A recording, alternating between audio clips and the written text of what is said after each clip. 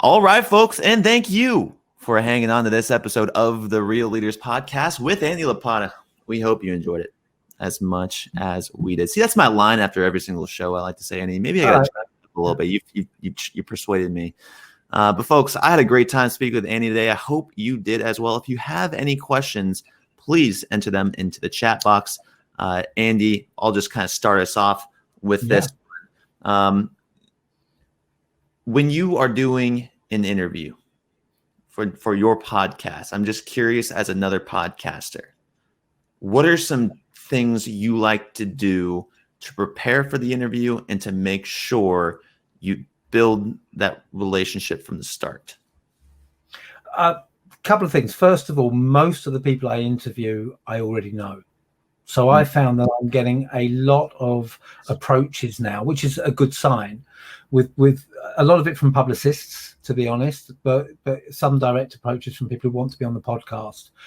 I've only accepted one of them, who I'm interviewing, I think next week or the week after, well, later this month, because that's a very successful business person and business leader. I'll be crazy to say no. It's really a gift of an offer. But other than that, everyone I've interviewed, I have a relationship with to some degree already. So I interviewed someone on the podcast a couple of weeks ago who I'd found out about on Twitter because someone had recommended my book and her book in the same tweet. We connected, we had a chat, and I said, you should come on the podcast. But I knew that we had rapport from that conversation. So I think that helps me have that connection. I do try and come up with some questions in advance. I know that you were very clear on having that one question at the end, but let's just see where the conversation flows. I like that. I try and give questions in advance and say, this is where we might go, just so that I've got a guide of the sorts of things I can bring out. But I'm equally very happy not to ask 80% of them because the conversation's gone a different way. So for me, that's a lot of it. The biggest challenge I face now is, like you, I've started live streaming the interviews, and beforehand, so I try and make eye contact if I'm on video. So most of this interview, I have been looking at my camera and not at you, which I find quite difficult. Now, when I'm answering the questions, you can cope with that. When you're asking the questions and listening to the answers, that's much, much harder. And actually, it's quite funny. I was listening back to one, I think it's the same one this week, and I remembered realizing as my guest got to the end of his answer that I hadn't really picked up what he'd said. Because I hadn't been engaged in that real eye-to-eye contact. And then someone put in a question through Facebook Live, and I said, and so-and-so's just said this on Facebook Live. So let me cover it up. That's the first time that's happened, I'm pleased to say, but that's my biggest challenge. I think eye contact is such a key component of rapport, and I can't make it virtually. I'm looking at a camera lens right now. I don't know how you do that. I wish you would have told me that before the show, because I can't look into the camera and speak to you. I have to be looking down here and making sure we're on the same page. So it looks like the audience is a little shy today, but I do have a few more questions. I was thinking about this during the show, is social media and connections. I know I mentioned LinkedIn. Let's dive a little bit deeper. When it comes to imperfection and people being vulnerable, sharing about things that are personal to them. Yeah. When it comes to commenting on things and being disgraceful and being very hurtful, it seems like most of the people like to hide behind a shadow name, be anonymous about something. Do you feel the same way about vulnerabilities as well? Do you think more people would share information if they didn't know, if people didn't know exactly who they were? Yes, there is an element of that. What was very interesting, I think that's a question with sort of multi-leveled answers. Yeah. If we move away from social media for a second, I had a premise going into writing the book that, to a degree, people would find it easier to be vulnerable with strangers than they would with people they know.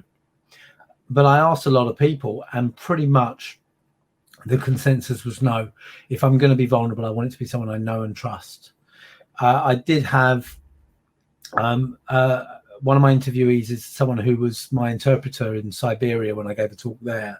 And she said in Russia, they have really long train journeys, like 5 days, and you end up sharing your whole life story with the person sat next to you because you're safe in the knowledge you're never going to see them again.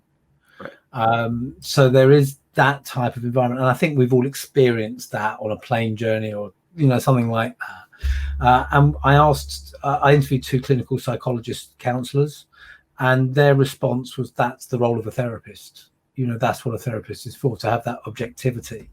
And I always say that if you're looking for a mentor or someone to confide in, you need someone who you can trust to have, their confidence, but also trust their judgment, which is where knowing them counts, but also trust they won't judge you. And so there are various elements there. So that's away from social. I do think, however, that on social sites, to a degree, it's easier for people to open up and be vulnerable behind an avatar. That's different to trolling. It's also easier for people to troll behind an avatar, and that's very sad. But that's part of the social challenge. That if you do open up and be vulnerable, you might have people there for you, but equally, if you're unlucky, and it can happen a lot, you'll have people there to hit you with that. I personally wouldn't choose social media as the place to open up. Having said that, I interviewed someone for whom it was a lifeline. Right. So it is each to their own, and there are different scenarios. And it wasn't just one person. There's one person I interviewed specifically on that because she was exceptionally open on Facebook with a health issue. Even changed her profile picture to one of her in a hospital bed, white as a sheet at death's door. And she said to me, that's who I was in that moment. Talk about authenticity. But a good friend of mine who I interviewed, she is very vocal and very engaged in what's known as the TTC community on Instagram, particularly. That's the trying to conceive. And that's for want-to-be parents who have had issues with IVF, miscarriages, stillbirths, and so forth. And that's an incredibly supportive community. I'd be interested to ask her that question about avatars, because I've seen her posts and what she shared. I've interviewed someone from the TTC community.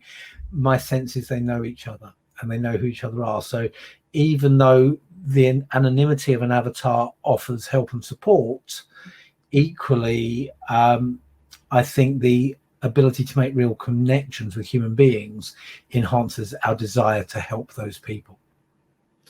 Well said. Very well said. We just had another question fly in here, Andy. And the question is this: where do you see the biggest area of opportunity to connect going forward in the next 5 years?